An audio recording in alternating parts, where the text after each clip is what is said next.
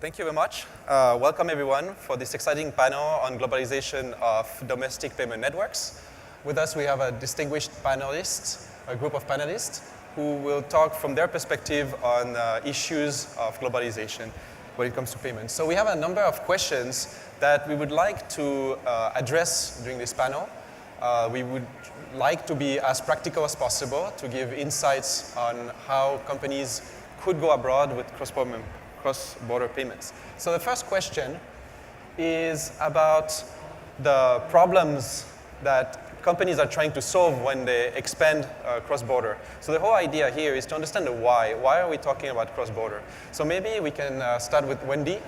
You can give us some insights on this from Tencent perspective. Hi, everyone. Actually, I want to tell you the story in China. Today in China, there's a lot of mobile phone user. Maybe in Singapore, you will use a WhatsApp to do the chat with your friend and with your families. But in China, actually, there is a 1 billion monthly active user for WeChat. In that numbers, there's 800 million active monthly user for WeChat Pay. So I think it's quite common for the Chinese people who use WeChat Pay in their daily life. If you go to China, in Beijing, Shanghai, or some second tier of the cities, you even no need to bring your wallet. You just bring your mobile phone. Then you can survive, I think, the whole day, no problem. Just use a mobile payment. So last year, 2017, there's more than, I think, the all-bound tourists from China, the number is above 130 million across the overseas country. So this huge number of the customers, they can only bring their mobile wallet to go overseas. So the WeChat Pay, actually, we want to serve this kind of users and actually to make them have a better user experience in the overseas payment. That's why we start to build up the global merchant acceptance network for this kind of WeChat user. So I think the problem for the Tencent want to solve for the cross-border payment is serve our user better. You know, actually the WeChat or the WeChat Pay, we are the consumer-facing app. Actually, consumer is our king. We want to serve them better. If they have the needs to connect with the merchant, to do the payment, we try to set up this kind of solutions to actually to let them use in overseas market as a similar user experience in China. Yeah, thank you. Thank you. Michael, from Swift's perspective, can you give us more insights on, because Swift by definition is cross-border, right? But what are the problems you're really trying to solve there?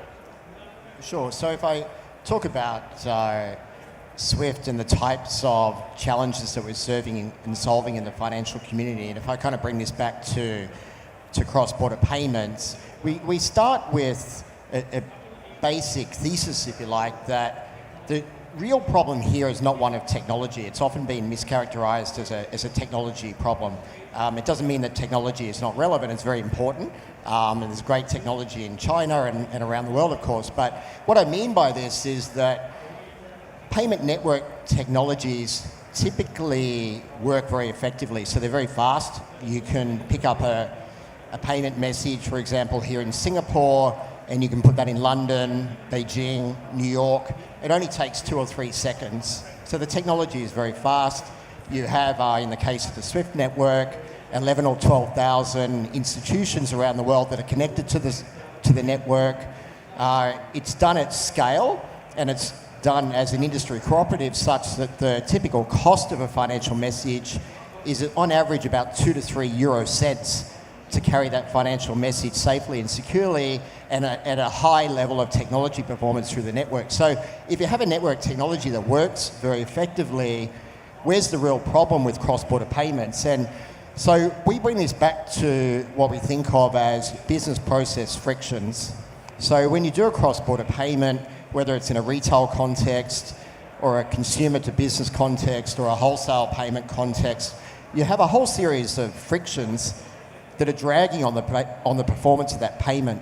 So, for example, you need to do KYC, you need to manage financial crime and compliance matters, you need to manage reconciliation, you need to report and monitor, you often have to deal with liquidity around the world. All of those things drag on the payment experience. So at Swift, we really look to target those business process frictions. And if I just give one quick example, we have introduced about a year and a half ago a cross-border payments innovation program known as Swift Global Payments Innovation. And we target those frictions to provide a consistent service level for cross-border payments for the institutions on the Swift network that speed up payments, that they make payments transparent in terms of the fees that are leveraged. It also introduces a unique tracking identifier to the payment, so the payment can be tracked around the world and you know at every point in time where that payment is. And it also requires that on the Swift GPI service that the information payload with the underlying payment is carried unaltered through the payment. And we're finding that those payments that are conducted under Swift GPI, we're doing about 1 million of these payments per day with nearly 100 financial institutions around the world, are conducted very quickly. So about half of those payments are completed in less than 30 minutes. So it's an example of how banks target that business process friction, strip that out to provide a much more highly performant and consistent cross-border payment experience. And if I go to Jeffrey, from Net's perspective, since you're seen as a domestic player, but it seems that you have a lot of activities cross-border, can you tell us a bit more about what you do? Okay, good afternoon, everyone. For Nets as a group today, we not just only do the ERP cards for transport, the ATM cards for the bank, the ATM sharing. We also run the faster payment system like FAST, Pay Now, and the SGQR. So what problems are we trying to solve, right, by expanding cross-border? Today we have a lot of customers that come to us, in fact, asking that when is Nets going to do QR scannings and so forth, the user experience with evolving payments via the mobile phones. Very much similar like what Tencent has shared, right? The users expect that a scheme like Nets should put itself on the mobile phones and travel around the world and make payments and make it easier for them if they choose to use a domestic CASA account to make payments across the region in Singapore, Malaysia, and Thailand. And for us, as in Nets, we aim to satisfy the needs of our customers and their needs to use Nets cards like the ATM cards from the banks regionally, especially if they cross over to Malaysia. They want to have a better exchange rates to make payments in maybe Carrefour, even pumping their petrol, coming back to Singapore. So they have been hounding us for the longest time. And for this type of mobile payments and across the board, I think that since 10 years ago where the smartphones make available, a lot of this expectation is upon us. So recently, I think over the last 12 months, we have launched multiple products. For example, the Nets Pay QR for allowing the bank's app like PayLah, OCBC Pay Anyone, and UOB Mighty to even scan on the Nets QR. And if you use any one of these apps, including Nets Pay on taxis, it's so simple and easy.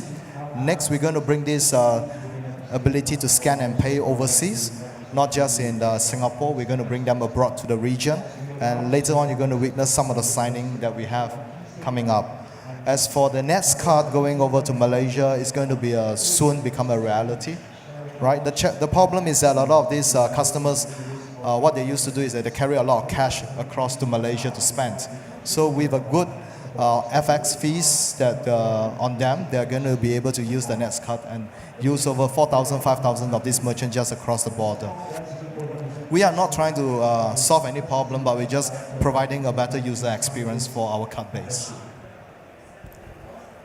Hiromi, from the Bank of Japan perspective. Thank you very much. Yeah, I think that the purpose of the payment innovation is very clear, to make the payment faster and cheaper and safer. And I think that in terms of cross-border payment, the purpose is the same. And my friends from the private sectors already explained how they make an effort to make payment faster and cheaper. And in terms of making payments safer, maybe central bank has something to do. And due to the technological innovation, including the adoption of common messaging standards like ISO 20022, those kind of technology extend the possibility to use the central bank money for a cross-border payment also. And the central bank money does not involve any credit risks. To use the central bank money may increase the safety of the payment in terms of cross-border basis. And the Bank of Japan is doing currently 2 initiatives. The first one is to create the cross-border DVP linkages with Hong Kong. We try to connect directly our BOJ net, our own settlement system, with the RTJ system operated by the Hong Kong monetary authorities in order to enhance the cross-border transaction and enhance the security of the cross-border transaction. And a second initiative is that the joint project with the European Central Bank. I understand that now the monetary authority of Singapore are doing a project UBIN by using a blockchain or DLT, and they are now making a joint project with Bank of Canada, Project Jasper, to apply those new technologies for the cross-border payment. And we are doing a similar kind of project with the European Central Bank. We are operating Project Stella, in which we try to apply new technologies like blockchain or DLT for the payment or settlement related to central bank transaction. Thank you. Thank you very much. So we will go now to another question, which is about the challenges. So now we know a little bit better what problems you're trying to solve, but the question is, when you try to solve these problems, you face a number of challenges, right? Who wants to jump first on this, the challenges? Yeah, you want to? Okay, very good. From the central bank's point of view, there's 2 challenges in terms of the cross-border linkage with the Hong Kong or other cross-border links. The first one is technological challenges. For example, in order to enhance the efficiency of the cross-border payment or cross-border transaction, it is quite important to adopt the same kind of messaging standards. But in this regard, there's lots of progress in terms of adopting the same kind of messaging standard. And the second challenge is the institutional or regulatory challenges. Because in each country, they have their own jurisdictional system or legal system or institutional framework in terms of, for example, bankruptcy laws or civil laws or commercial laws. In order to enhance the efficiency of cross-border payment, we need to harmonize those institutional framework in order to enhance the transaction. Thank you.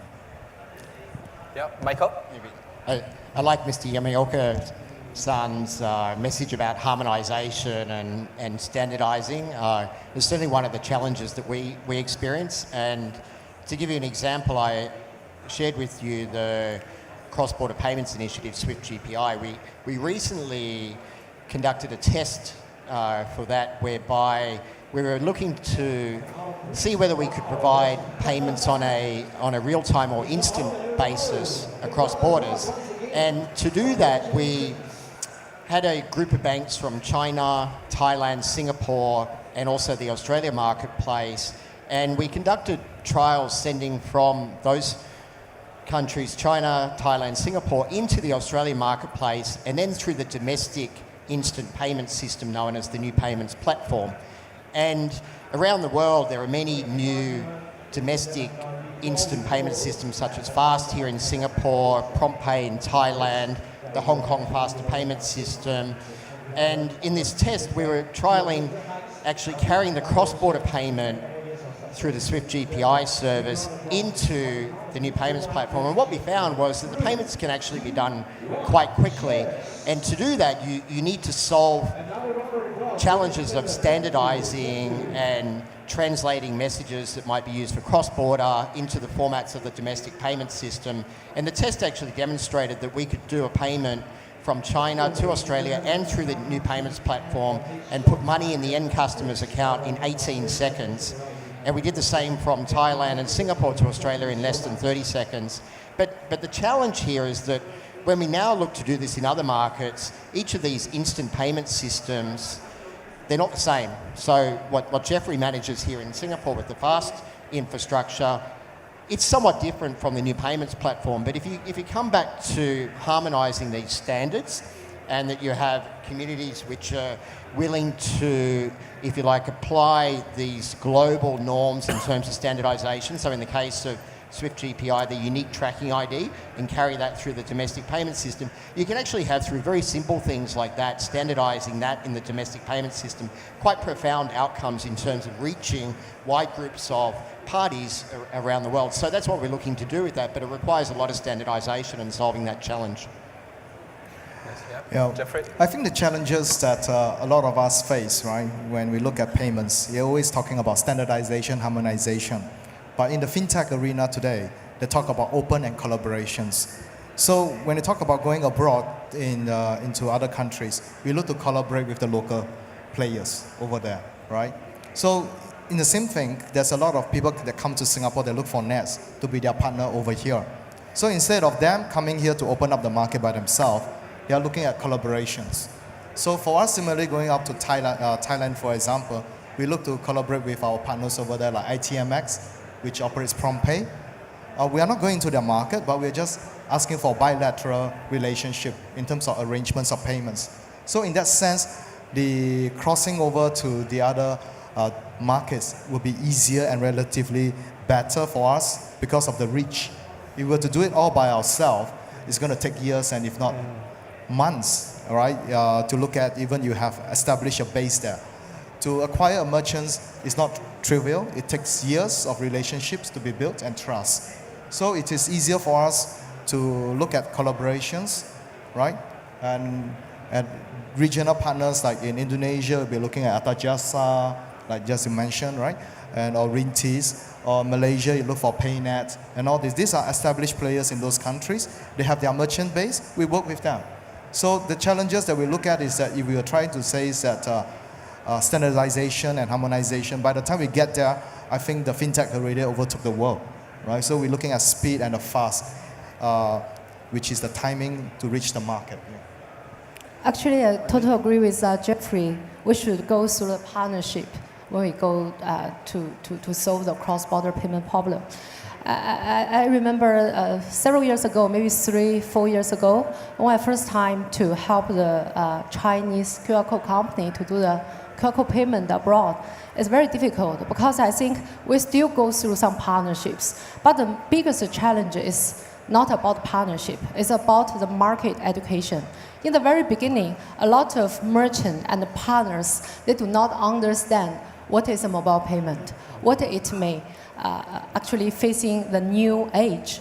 So it takes me, I think, very hard work to educate the partner, educate the merchants to tell them what is mobile payment in the very beginning. And even today, I think a lot of merchants, they treat the WeChat Pay only as a payment tools, as a payment solution. But I can tell you, I think for the new age, the mobile payment is a connection between your customer and you. It's not only the payment. Actually, I think before you arrived in the merchant place, you can get a lot of information from their official account. Then after you do the payment, you will automatically become their membership. Then they can do the second time marketing to target their customer. So I think the mobile payment, the challenge is actually we are not only the payment. The payment is just the starting point. We want to connect between the user and the merchant and provide the merchant more user behavior data. Then the merchant can use this kind of platform to marketing your product and service to the targeted customer more easily. This is the first challenge. The second challenge, I think, is because different market and country have different regulations.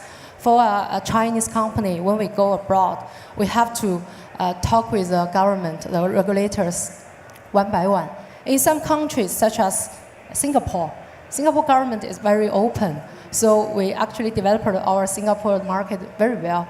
But in other countries, I think in some emerging market, because they do not have this kind of regulation for the mobile payment, or maybe for the QR code, so it takes more time to evaluate how they can bring this kind of new tech solutions in the payment industry in that country. I think this is a challenge from the regulators. And the other challenge, I think, is about the tech. Because now actually for WeChat Pay and Alipay, we use the URL standard for the QR code. But I think the traditional industry players, they use EMV standard, such as Visa, MasterCard, or maybe SGQR. So I think it takes time to merge these two standards together, because if we want to partnership and make the partnership more efficient, we have to do so. It still takes time. I still remember from last year, we start the discussion with MS and all the players in Singapore to come out the regulator about SGQR. And today we already launched it, but we still have some space to make it better. And I think the partnership still the way to solve the problems, such as WeChat Pay and Nets. Now if you go to ComfortDelGro Taxi, you can use WeChat to scan the nice QR code, then can actually connect your Chinese customer to each of the ComfortDelGro taxi driver. Yeah, okay. Thank you. Thank you very much. The third question is about the governance structure, because as you mentioned, you want to collaborate, but who should be driving this collaboration? Should it be an initiative driven by a government body? Should it be a private initiative? Should it be a mix of both, like an alliance between the two in order to make it easier? You were mentioning that it takes time for the regulator to help eventually the company to establish itself in another country. So what are your take on this? I don't know if I can ask Michael on this. So I think the answer is clearly a bit of both. You have the role of public and private. I think just to pick up on a couple of things that have been shared already, there's a proliferation of different payment schemes occurring around the world today, and this could be thought of as kind of scheme mess is probably its sort of hardest manifestation, but you have all these different schemes and these options for consumers or businesses to make payments. At some point, I think that becomes unsustainable, and to the point of education, I've heard examples in different countries around the world that consumers and retail payers are genuinely confused about how payments work these days. What was a world of typically credit card schemes and then debit card schemes and familiarity with that, people are presented with so many different schemes now. So if you look at the types of challenges there, the market might sort that out in some cases, but I think there's a role for public sector involvement in that as well. And I think certainly Yamaoka-san made this point about safety and soundness. That's incredibly important. Trust, consumer protection in payments as well. From a SWIFT perspective, our governance works through 11 or 12,000 institutions who are users of the network. We're a non-profit maximising organisation, so we're a cooperative where revenues on the network are returned to users of the network. And it's really a model which is based on having these users around the world and solving common industry problems that no single institution or single actors are willing to solve on their own. So industry-wide problems, and SWIFT is particularly interested in problems that occur at scale, such that if you can solve that problem, you can have quite a large impact, and ideally an impact that's felt across many markets as well. So our governance and our ownership approach supports the solving of these problems towards the various participants and also the indirect actors that sit behind those participants on the network as well. So I think the answer is there's a role for both public and private, and also hybrid type models that do a little bit of both as well.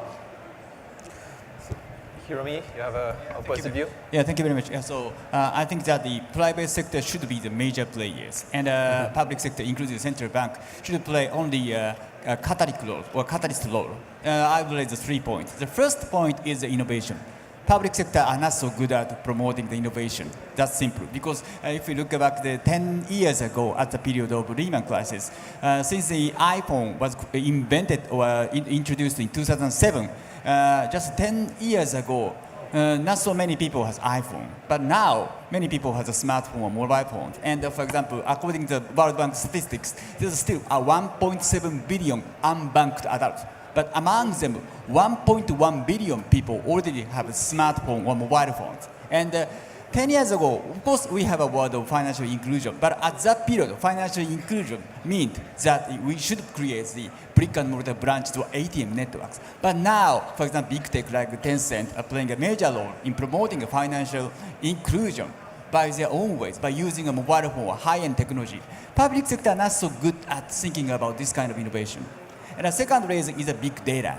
Tencent explains that they use the big data for multiple purposes. And use of the big data is very important in this century, 21st century. And big data is now called the oil in the 21st century. So if public sector dominates or occupies the data, it may impair the progress of the economy. That's simple. And the third one, why we should play as a catalytic role. As Michael mentioned, that there's a strong network externality in the payment and settlement systems. For example, if we think about the credit card, if the number of people have, many people have a credit card, it's better to enter the credit card membership. So the size or scale may enhance the welfare of individual participants. So since there's a strong network externality, we should avoid the silo situation. So in some sense, in order to enhance efficiency, some public entity should play a catalytic role to, keep the scale or maintain the scale sufficient to satisfy the customer's need. That's my opinion. Thank you. Thank you, Mark. Yeah, I think Jeffrey? some of the speakers have spoke about, I think the public domain does plays a very important role, especially when we talk about AML, KYC, and the settlement risk, right? When you take cross-border payments. So I guess for Singapore-wise, the MAS take a very strong view on the approach of KYC, right? And also the settlement risk, so to ensure that the merchants always get paid. But on the other hand, the private sector, of course, as what Hiroshi-san said, it can play a very innovative role, right? Creating a lot of applications and so forth. But nevertheless, to write on some of those trusted rails that we are saying is that because only in then the merchants themselves, I guess, would have trust in the payment system. If anyone will come in to set up an alternative payment system, we are just afraid that you created another unregulated platforms, that the AML platforms or whatever that allows it to fester or manifest because of unregulated approach. I think regulations does plays a very important role to put trust in the payment systems. And I want to share you a case in WeChat Pay Hong Kong. WeChat have two overseas wallet. One is in Hong Kong, WeChat Pay Hong Kong, and the other is WeChat Pay Malaysia. We launched the WeChat Pay Hong Kong wallet 2 years ago. And from beginning of this year, from beginning of this October, actually the WeChat Pay Hong Kong wallet, the user can bring the WeChat Pay Hong Kong wallet to spend in mainland China. This initiative actually is from Hong Kong MA and PBOC. They set up this kind of sandbox for Tencent, who try to use a WeChat Pay Hong Kong wallet to spend in the mainland China merchant network. I think it's the first step for the regulator to work with a private company to do some innovation. But I think it's just a start point. I think my answer for these questions is both. Especially I think for the private company, we have to work out some solutions based on the new technology. Then we discuss with the regulation, then try to find some support from the regulation. Then we try from, such as in Hong Kong, we tried from the Great Bay Area and the Chinese mainland China to do the cross-border payment. Once we try this side, we also want to try next step, if we can use our Malaysia wallet to spend in our current merchant network. I think once we finish this kind of innovation, we also can talk with other networks. I think the technical is always not the problem. The problem is how we partnership together, how to set up this kind of business model to benefit each of the players. Then we can save all the cost in between of the whole payment system and make it more secure because we can get more support and more data from each of the sectors. So the fourth question is a topic that we have touched upon quite a bit, and I think it's going to be a main concern. I see some of the questions coming from the audience. It's about the regulation, right? The question is with fintech, right, and traditional established players being very regulated, but some of the, you were mentioning that some of the new startups move in some gray areas. We don't know really how to regulate them, especially if it's cross-border. Sometimes they are under the radar for some time, right? So the question is, what do you think, what are the issues that the regulator should really look first in solving in this world of cross-border payment? You mentioned some of them. Do you have some others? Sorry. Yeah, for the central bank's point of view, AML, CFT, and KYC is always a big issue. And in terms of correspondent banking, the reporting burden is becoming heavier and heavier. So that's why nowadays some banks refrain from providing the services to some countries due to the heavy reporting costs in terms of AML, CFT. That's a big issue for the central bankers. And in order to enhance the efficiency of the services, it's quite important for the regulator or central banker, the supervisors also to introduce the new technology like blockchain or DLT. One of the ideas is, for example, if we enter the network in the DLT or blockchain to share the information or data with the private sector. That's one of the solutions. And in the central bankers community, we are talking about this kind of issue like a SAPTEC or RegTech very eagerly recently. In order to provide the efficiency of the services, we as a central bank or regulator have to think about how to reduce the cost of reporting or cost of regulatory burden. That's one of the very important points. And the second important issue is how to fill the gap between the incumbent banking industry and newcomers, of course. And of course, for the AML CFT issues, I think it's how to say opposite side of the same coin of the enhanced possibility of utilizing data.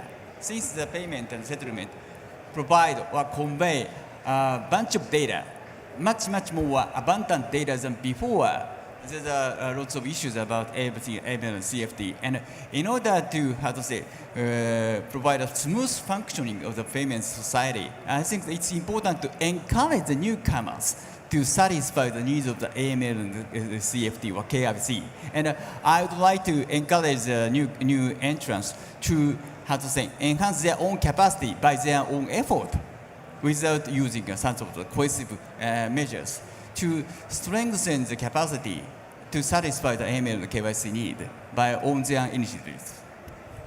Yeah, thank you. Someone else wants to add something about it? I'm not a regulator, of course, but just some perspectives on this. I think this industry, payments, financial services, banking, the thing we all share and the thing that's most valuable to all of us, I think, is trust.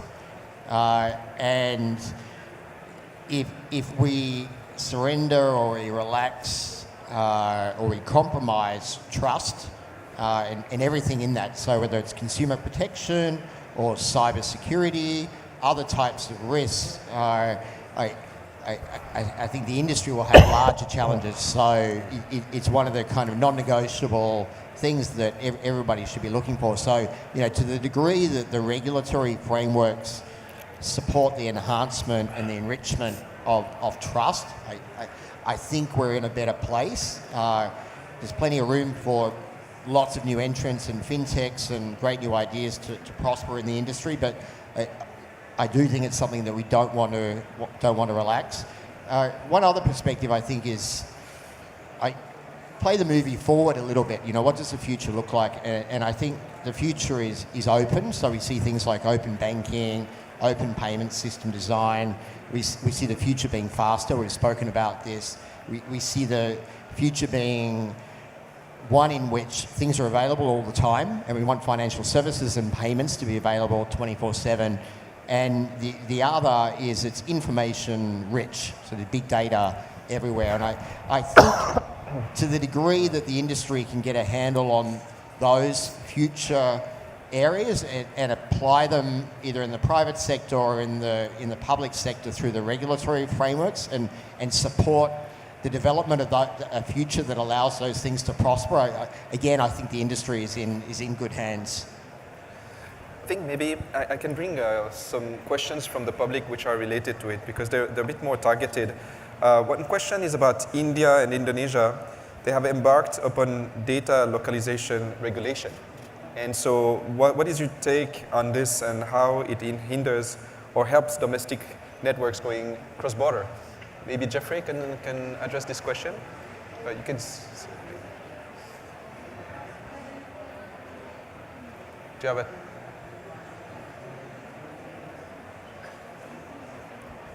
Yeah, I think just now when we go back to the framework between two countries, they must have a similar sets of regulations and framework, so as to, especially on the KYC basis, right? And as for the data localizations, I guess it's very much depending on countries. Like we're working on a project up north. I can't say the country right now. The thing is that we can supply the core technology, but in terms of a lot of localization, it's still depending on the people in the country to develop the localization for the usage. Else, it will not be something fruitful, right? Yeah.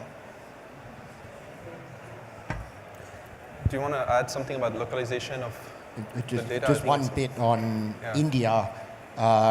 In India, the way that SWIFT operates is that we established a joint venture together with domestic Indian financial institutions, and as part of that, introduced SWIFT India, which is a domestic SWIFT India domiciled operating center, meaning that the passage of data between financial institutions and corporations that are transacting domestically in India remains in India. So we took that path about 6 or 7 years ago in the India marketplace to this point of data localization in the India context. Okay. I think for this kind of data sharing, what I want to address is actually Tencent. We protect our users' data very well. Even you do the cross-border payment in overseas merchant, we still actually keep all of our users' data in mainland China, because it's not only about the transaction, the payment, it's about the whole user profile. Actually, I think between two countries or maybe between different partners, if we want to talk about data sharing, we have to give a scope and specific for this data, such as we may share some data, maybe a merchant network, they share some transaction data to us, but it's very limited data, such as transaction time, transaction amount, or some related to transactions. But for other data, I think we still have some protection, because you get this kind of responsibility for your own users. They trust you, right? You should protect them from your end. It's my point of view. From the central banker's point of view, I can only say that it's a very delicate issue, not only limited to financial issues, but also related to national defense or like that. For example, Japan protects the rice producers in order to keep the level of the, national production of rice. But someone argued that it's meaningless to only protect the rice farmers. But actually, it is also related to national defense. And the data localization policy is always related to that kind of a national defense policy. So it's a very delicate issue, I have to admit. But at the same time, if every country try to introduce this kind of data localization policy, it would be much more costly to provide the services, financial services worldwide. Thank you very much. It seems that the pigeonhole is not working anymore. Should I open the floor for questions, maybe? Or could I get the other questions? There were 1 or 2 questions that were quite popular, and it was targeted at Tencent, I think. So If I could get it, maybe. Are there microphones in the room for questions?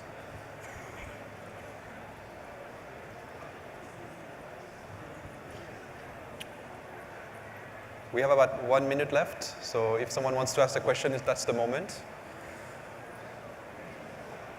Yeah, yes, sir. Maybe we can bring a microphone on the first row, please. Yeah, thank you. My name is Harry Schwarber from the Netherlands. In Europe, we have the Eurozone, so there's no transaction fees with cross-border anymore. What's your perspective on the Asian region?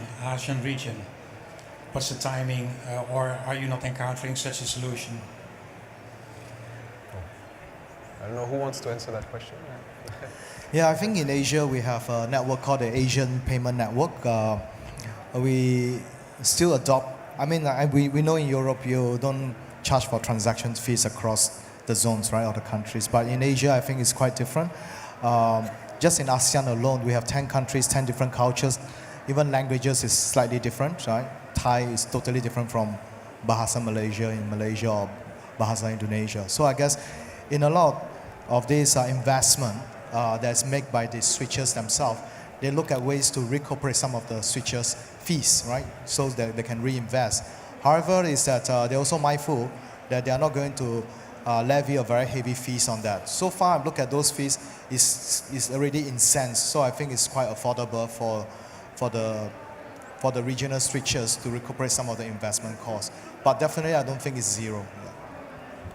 So I think that there are two aspects, two issues. One is the macro issues, and second one, the technological issues. In terms of macro issues, it's very big that European country introduced a single currency, the euro. And in order to introduce a single currency, there should be a bunch of effort. For example, the European countries try to harmonize budget deficit and harmonize the macro policy, harmonize the interest rate level. So in order to introduce this kind of similar kind of a single currency, there's lots of issues still exist in Asian countries. So it's a bit far away still.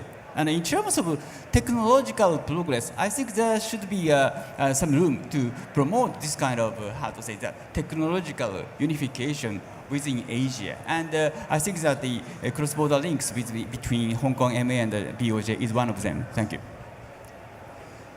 Maybe we are running out of time already, but maybe, I don't know if you want to answer the question about WeChat. Okay, thank you. Actually, I think I mentioned in the very beginning, WeChat is a Chinese customers' behavior. They use a WeChat every day in their daily life. And actually, there's data. I think among all the active WeChat users, there is more than 50%. They spend 90 minutes above times in WeChat daily. So I think it's just a behavior they use it in their payment, their daily payment. But talk about the cross-border payment. Actually, WeChat, we have 3 different ways to go abroad. One way is to bring the customer to the overseas merchant network, which we work through our partners such as Nets or other acquiring partners in each of the country. It takes time to build up the merchant network, but we already did a very good job because we enable different industry solutions, such as we work with some retailers, we work with a taxi company, we also launched our taxi refund service, I think more than 20 countries. And the other is actually WeChat. We try to build up the local wallet in Malaysia and Hong Kong. We launched our Hong Kong wallet, used 2 years, and we prepared 6 months to launch our Malaysia wallet. So I think we already built this kind of a platform ready to open to the third-party partners. So I think in the future, WeChat ourselves will not only go abroad by ourselves, we still want to open platform to talk with the potential partners. So if you think you can make us more successful, I think we can have some conversation. Then we can try to find a potential partnership together to make WeChat Pay more successful out of China. Thank you. Okay, thank you very much. We reached the end. I have just one announcement to make. Is it possible to put the slides back on? Yeah. Yeah, that's the next one. So the Monetary Authority of Singapore, MAS, and the Association of Banks in Singapore, ABS, in joint sponsorship with the Thai Bankers Association, TBA, announced a new study on cross-border payments for the people who are interested in this topic about interoperability, network feasibility. And so this study is available to you if you scan the QR code now. You'll be able to probably download this study. That's it for me. Thank you again to the panelists for being here today and sharing their insights on this very important topic that seems to be occupying a lot of minds at this point. It seems from the answers that there's still some way to go to solve all the problems, but there's a bright future ahead. So thank you again for being here today with us. Professor Jan Ondrus, thank you for being our moderator today for Globalization of Domestic Payment Networks. Ladies and gentlemen, a round of applause for our panel and the panelists. Yeah.